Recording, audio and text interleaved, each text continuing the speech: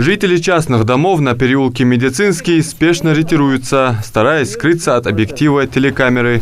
Газовики вручают им уведомления о скором отключении от газа, абонентов за которыми числятся неоплаченные счета.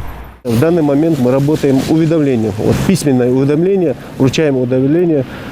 Здесь все описано на основании постановления правительства. Уведомляем, какая задолженность у них на это число образовалась. И что в течение 20 календарных дней, если этот абонент не оплачивает задолженность, хотя бы частично, или не придет, не займется рассрочкой, реструктуризацией, что вынуждены будем, согласно этому постановлению, отключить абонента. Да, у него больше 100 тысяч задолженности. И главное, что абонент не оплачивает более 2 дней, 2 месяцев расчета. По этой же улице газовики направляются к еще одному злостному неплательщику, который задолжал за газ больше 440 тысяч рублей. Платец, ваш дал, что? 441 давай. Счетчика, да, счетчика нет. Газ пользуется, газ ими еще не. Газом, если пользуетесь, задолжить на газ сухой, ара халтарло или как там. Телефон, да, да,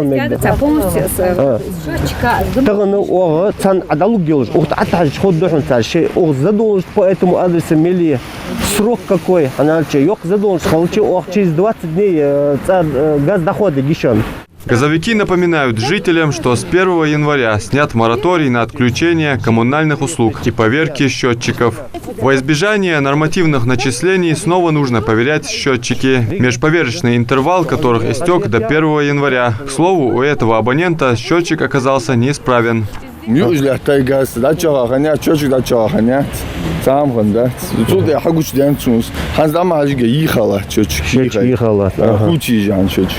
Счетчики, вопрос, счетчики, хамет, новый счетчик, норматив живет, соответственно.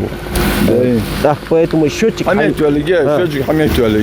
Постановление о запрете отключения коммунальных услуг было принято в апреле 2020 года и направлено на поддержку граждан, оказавшихся в трудной жизненной ситуации. Однако некоторые абоненты истолковали его неверно, решив, что можно вообще не платить. В итоге задолженность жителей Республики Ингушетия увеличилась значительно. Если долги не будут погашены, то этим потребителям будет грозить отключение от газоснабжения. Со своей стороны мы рекомендуем абонентам своевременно производить расчеты за газ, чтобы избежать начисления штрафов и отключения от газоснабжения. Оплатить услугу можно в личном кабинете на сайте ООО «Газпром Межрегионгазназдрань» и в приложении «Мой газ», а также другим удобным для вас способом. Поставщик вправе полностью или частично остановить подачу газа, если оплата отсутствует 2 и более месяца.